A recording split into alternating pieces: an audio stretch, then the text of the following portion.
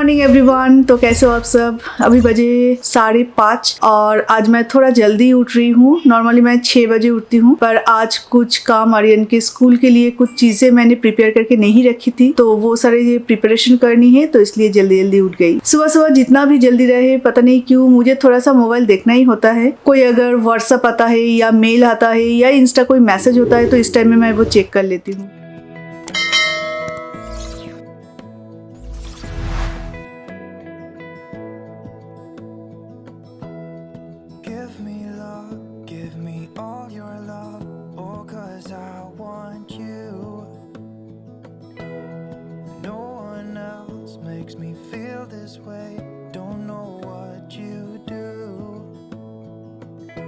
आर्यन के टिफिन के लिए आज मैं दूंगी ट्रायंगल पराठा एंड आलू की सब्जी। तो आलू की सब्जी के लिए मैं प्रेफर करती हूँ आलू को पहले से बॉईल करना, तो उसे ज़्यादा टाइम नहीं लगता पकने में और काफ़ी अच्छा भी होता है खाने में। और ट्रायंगल पराठा मैं जब भी बनाती हूँ तो उसके हर एक लेयर में थोड़ा सा ऑयल लगा देती हूँ, ताकि ये 3 लेयर में फूल जाए, और 3 लेयर जब होता है ना तो बहुत ही सॉफ्ट पराठा बनता है।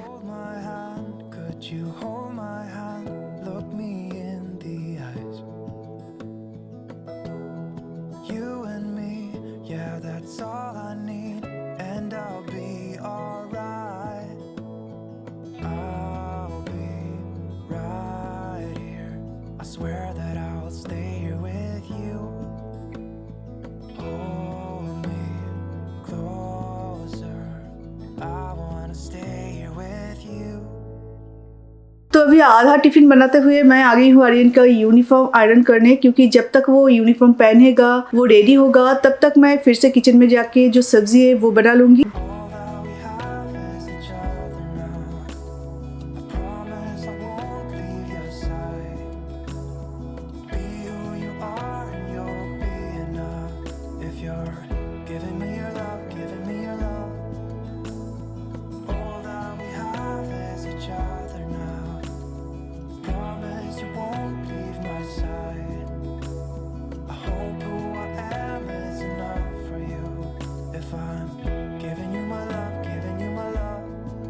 और शॉर्ट ब्रेक के लिए मैं दे रही हूँ एक एप्पल और लड्डू। और एप्पल आर्यन बिल्कुल मेरी तरह बिल्कुल भी स्किन के साथ नहीं खा सकता, वो चबा चबा के आधे से ज्यादा एप्पल वही पे वेस्ट कर देता है, तो इसलिए जो छिलका है वो मैं निकालूंगी। इवन मैं भी जब एप्पल खाती हूँ ना, तो उसकी जो छिलके है उसे मैं निकाल लेती हूँ, क्योंकि स्किन के साथ मैं बिल्कुल भी एप्पल नहीं खा सकती।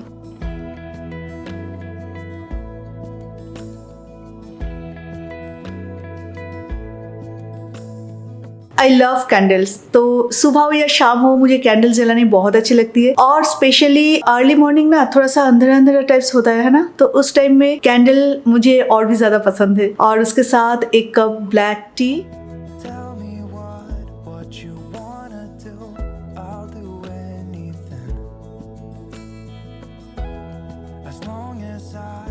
और सुबह सुबह जब बिल्कुल शांत माहौल रहता है, तो शांत माहौल में मुझे काम करना बहुत पसंद है, क्योंकि उस टाइम में मैं अपने काम पे बहुत ज़्यादा कंसंट्रेट कर सकती हूँ और बहुत अच्छा भी कर सकती हूँ, और बहुत ही कम टाइम के अंदर मेरा काम भी हो जाता है। हमारे घर पे अभी इंटीरियर का काम चल रहा है ना, तो इसलिए बहुत मन करता है कि कभी कभी वहाँ पे जाऊँ, वहाँ पे जाके बैठी रहूँ, चीज़ें और भी प्लान करूँ, ये सारी चीज़ें एक्चुअली। तो कल रात हम 9 बजे गए थे वहाँ पे, रात के 9 बजे गए थे, 11:30 बजे वहाँ से आए। वहाँ पे लाइट्स भी नहीं है, मतलब ग्राउंड फ्लोर पे बस एक बल्ब है और कुछ नहीं। तो छत पे बैठे हुए थे, सारा पूरा सोसाइटी सो गया था उस टाइम में, और मैं तो ना छत पे बैठे ऐसे ही गप्पे मार रहे थे। बहुत अच्छा और बहुत सुकून लग रहा था। पता है, हर पल वेट करती हूँ कि एक कुकिंग भी करने जाती हूँ ना, तो कब मैं अपने नए किचन में कुकिंग करूंगी। जब सोने जाती हूँ, कब हम अपने नए बेडरूम में सोने जाएंगे। तो बच्चों की तरह आर्यन भी इतना वेट नहीं कर रहा जितना मैं वेट कर रही हूँ, और ऑब्वियसली मिथुन भी, क्योंकि घर के प्रति जो एक इमोशन है ना, वो बच्चों से ज्यादा मम्मी पापा को ही होता है। तो बाय द वे, कल एक नई चीज पता चला। पता है, मैं फिनांस में इतना ज्यादा नहीं रहती, वो ऐसे बात बात में आ जाते हैं ना। नए सोसाइटी में हमारा पर स्क्वायर फीट 7 रुपीज मेंटेनेंस है, मतलब हमारा जितना है वो सारे मिला के महीने में हमारा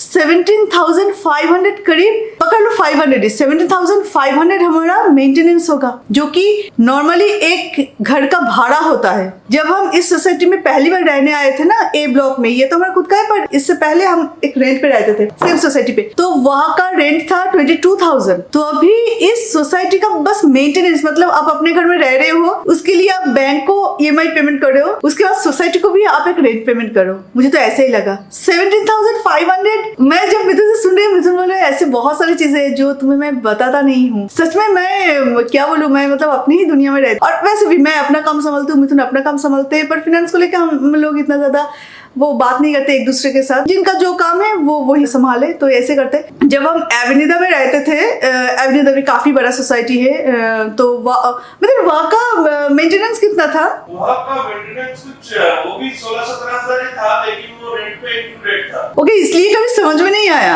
हाँ। और रेंट हम कितना पेमेंट करते थे वहाँ पे एवेन्यूदा में? एवेन्यूदा में रेंट वो 52,000 था शायद। 52,000 के अंदर 17 या 16,000 इंक्लूड था, राइट? हाँ। तब तो ठीक है, मेंटेनेंस इतना है तो भाड़ा तो इतना होगा ही। और रोजडेल का मुझे पता था, रोजडेल का 9,000 या 10,000 ऐसा कुछ था, पर देखो एवेन्यूदा का भी इतना ज्यादा है। ठीक है, वहाँ पे रेंट समझ के पेमेंट किया करते थे, उसके बाद क्या क्या उसका ब्रेकअप है वो हम नहीं जानते थे, मतलब मैं नहीं जानती थी। पर यहाँ पे सुनने के बाद ना, मतलब जैसे कि आपका मेड का एक खर्च आ गया, एवरीडे पूजा के लिए जो फूल ना डोर पे देके जाते हैं, तो फूल, दूध, वैसे दूध तो हम नहीं लेंगे क्योंकि हम टेट्रा पैक लेते हैं, तो ये सारी चीजों का एक एक अलग अलग सा मतलब महीने का होता है ना, तो उसी तरह से 17,000 रुपीज एवरी महीने आपको सिर्फ मेंटेनेंस के लिए रखना पड़ेगा। ऊपर से और सारी चीजें तो है, इलेक्ट्रिसिटी बिल हो गया, गैस हो गया, ये सारी चीजें तो है। एक घर बना के आप इंजीनियर करके एकदम गंगा नहा के वहां पे जाओ, जाने के बाद अब सुकून का लाइफ जियो, ऐसा नहीं है, उसे कंटिन्यू करना पड़ेगा। मतलब बचपन से एग्जाम्पल के तौर पे मेरे नाना जी ऐसे बोला करते थे कि हाथी किनले ही है ना, ओके चलाते हो, मतलब हाथी सिर्फ लेने से नहीं होगा, हाथी को पालना बहुत बड़ी बात होती है, खरीदना उतनी बड़ी बात नहीं होती, पर उसे चलाना, उसे मेंटेन करना बहुत बड़ी बात होती है, उसे पालना। तो वही चीज नॉर्मली आर्यन को मैं जो टिफिन देती हूँ ना, तो वही हमारा ब्रेकफास्ट हो जाता है, पर आज आलू की सब्जी इतना कम था कि और हम लोगों का नहीं होगा, तो पराठे के साथ हम थोड़ा सा एक भुर्जी बना ले रहे हैं, जो कि जल्दी जल्दी हो भी जाएगा और अच्छा खासा ब्रेकफास्ट भी बन जाएगा।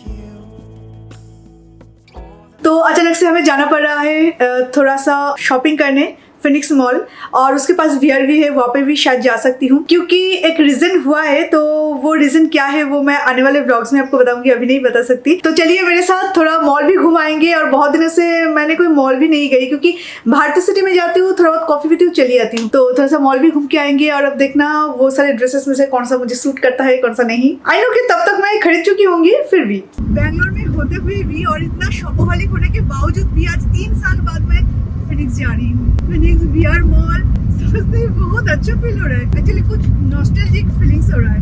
वो रोड, उस साइड की रोड में हम जा रहे हैं बहुत सालों बाद, क्योंकि कोरोना के कारण तो जाना नहीं हुआ था, और बीच में जब कोलकाता चली गई थी तो ऑब्वियसली बीच में बैंगलोर आई थी, तो वहाँ पे जाने का तो कोई मतलब नहीं था। बहुत साल बाद जा रही हूँ यार, क्या करूँगी मुझे पता नहीं, पर मॉल को एंजॉय मैं बहुत ज्यादा करूँगी।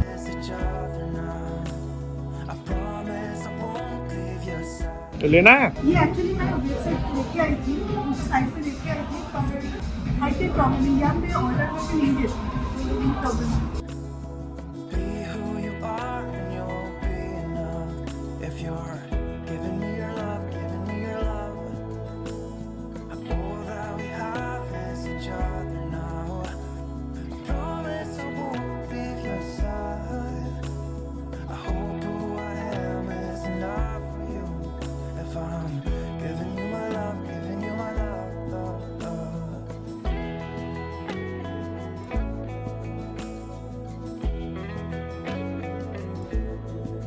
स्मॉल साइज नहीं है, स्मॉल साइज नहीं है, एक्स्ट्रा स्मॉल आ जाएगा तुम्हारा, वो एक्स्ट्रा लार्ज है। ये एक्चुअली थोड़ा मतलब ओवर साइज्ड है, स्मॉल का वो चाहिए, देख मीडियम भी चल जाएगा, ओवर साइज में थोड़ा सा मीडियम भी एडजस्ट कर सकते हैं।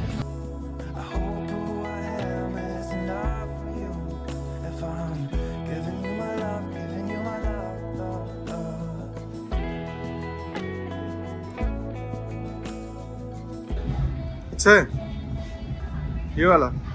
Lord of the drinks Kolkata की याद दिला दी, क्योंकि एक ऐसा टाइम था कोलकाता में पूरे 2 साल, जब भी लगता था कि थोड़ा रिफ्रेश होने की ज़रूरत है तो यहाँ पे हम आ जाते थे।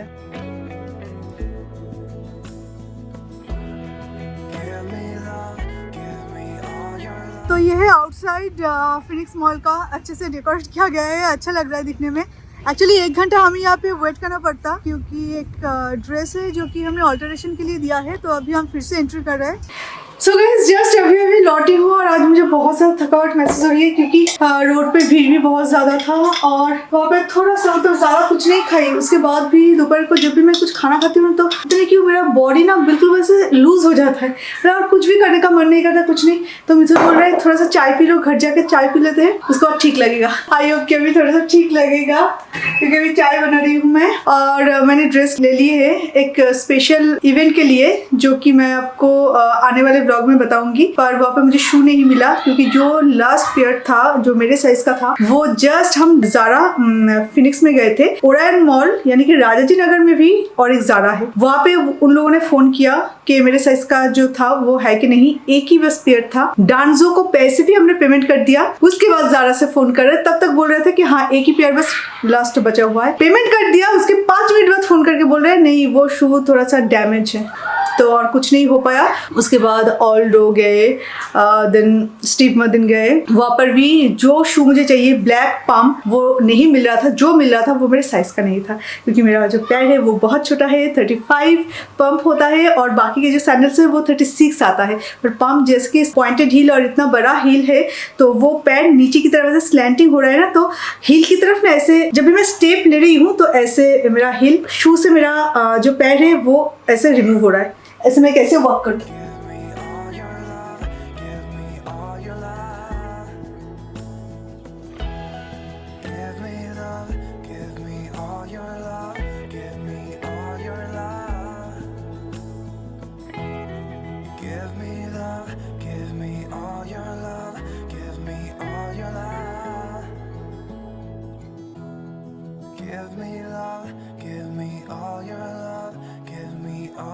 सो गाइज मैं स्पेशल थैंक्स बोलना चाहूँगी बेंगलोर पुलिस को, क्योंकि हमने इंतज़ार किया, उसके बाद फर्स्ट टाइम लाइफ में ऐसा प्रॉब्लम फेस किया, तो हमें लगा था कि पता नहीं कोई रिप्लाई आएगा कि नहीं, रिस्पॉन्स करेंगे कि नहीं, पर उन लोगों ने आज हमें फ़ोन किया और उस टाइम में फ़ोन किया जब हम मॉल में थे। आज हम लोग जब फिनिक्स गए थे तब कोतनूर पुलिस स्टेशन का एसआई फ़ोन किया, बोला मिथुन कहाँ हो? मैं बोला कौन बोल रहे हैं? बोला मैं कोतनूर पुलिस स्टेशन से बोल रहा हूँ। बोला सर मैं थोड़ा बाहर हूँ। बोला तुम थोड़ी देर में आ पाओगे, क्योंकि वो बंदे को हम लोगों ने बुलाया है, वो आया है। तो मैं बोला कि सर मैं बाहर हूँ, मुझे आते आते तो देर हो जाएगा। बोला तो क्या करें अभी इसका? तो मैं बोला सर आप लोग जो ठीक समझे। तो बोला कि ठीक है मैं उनसे एक सॉरी लिखवा रहा हूँ, वो सॉरी एप्लीकेशन लिख के देगा कि वो आगे से ध्यान रखेगा, आगे से रास्ते में ऐसा नहीं करेगा। तुम्हारा गाड़ी के लिए मैं उसका नंबर लेके रख रहा हूँ, आके हम लोगों के यहाँ से वो नंबर लेके जाना, फिर उससे बात करके उसका साथ कोई गैराज में जाके गाड़ी ठीक करवा लेना। मैं बोला ठीक है सर, थैंक यू। तो मतलब उन लोगों ने पूरा प्रॉपर किया, क्योंकि मेरे पास गाड़ी का नंबर छोड़ के और कुछ नहीं था। तो वो गाड़ी का नंबर से उन लोगों का सिस्टम में हो, जहाँ पे भी हो, वो लोग वो बंदे का नंबर निकाला, उसको बुलाया, बुला के उससे बात किया, फिर ये सब पूरा किया। तो जो भी हो thank you, really thank you. वो कहते हैं ना कि भगवान के घर में देर है अंधेर नहीं, ठीक उसी तरह टाइम लगता है लेकिन काम करता है। एटलीस्ट हमारे लिए तो एक्सपीरियंस तो वही है कि पुलिस ने बहुत अच्छे से काम किया। और ये चीज़ ज़रूरी इसलिए भी था क्योंकि देखिए आज हमारे साथ जो हुआ है, मैं सच में दिल से नहीं चाहती कि ऐसा किसी के साथ भी हो, क्योंकि वो जो एक बैठ जाता है ना, उसके बाद ना जब भी बाहर आप निकलोगे कार लेके, फिर ऐसे लगता है कि आज दूसरा ऐसा कोई बंदा मिल तो नहीं जाएगा ना। तो इस तरह से मतलब हो जाता है, एक फोबिया टाइप्स हो जाता है। तो उनको बुलाया और प्रॉपर मतलब अगर आपके साथ कुछ होता है तो आप पुलिस स्टेशन में जाके रिपोर्ट लिखवाओ और पुलिस भी कोई स्टेप लेंगे। इससे क्या होता है कि हाँ हम अकेले नहीं है, हमारे साथ कोई है। तो ये जो फीलिंग्स है ये बहुत रिलैक्स वही करती है confidence इंसान को। आता है। वो बहुत कॉन्फिडेंस आता है। तो बाय द वे चलिए, बहुत अच्छा भी लगा आज मुझे, रियली बहुत अच्छा लगा। वही उस दिन जो मैंने आपको बोल रही थी ना कि पुलिस के ऊपर जो बचपन से जो एक ट्रस्ट है जो माँ बाप हमारे अंदर डाल देते हैं, तो वही आज भी बरकरार रहा। Thank you so much. और उनसे हम कार ठीक करवाएंगे, इसका ऐसा कुछ नहीं है कि वहाँ पे हम जा भी सकते हैं और हो सकता है कि ना भी जाए, या से जो हम ठीक करते मे बी हम वहाँ पे ही चले जाए, क्योंकि ऐसा जरूरी नहीं कि उनके साथ ही जाके हमारा कार ठीक करना पड़ेगा। जरूरी ये चीज था कि उनको बुला के उनको थोड़ा सा जो डर उनके मन में बिठाया कि आप रोड पे कुछ भी नहीं कर सकते, किसी के साथ कुछ भी नहीं कर सकते, अगर प्रॉपर रीजन ना हो कि फैमिली में कोई आपका बीमार है या आप हॉस्पिटल जा रहे हो, तो वो अलग चीज है, लोग भी समझेंगे। पर थोड़ा सा काम और कूल मतलब दिमाग, वो अगर वो ठोकने के बाद भी वो अगर बोलता कि भाई मैं हॉस्पिटल जा रहा हूँ, हाँ, ऐसा कुछ होता तो ऑब्वियसली हम इंसान है भाई, हैवान तो नहीं है। हम भी समझते हैं कि कोई इंसान के दिमाग में अगर ऐसा कुछ रहता है तो वो ऐसे कुछ कर देते हैं। ऑलरेडी हमारा एक इंसिडेंट हुआ था ऐसा 6-7 साल पहले का बात बोल रहा हूँ। तब हम लोग वो पुराना वाला घर में रहते थे, तो मैं ऑफिस में था, आर्यन का एक्सीडेंट हो गया था, वो घबरा के फोन किया, तो मैं जल्दी ऑफिस से आ रहा था, बहुत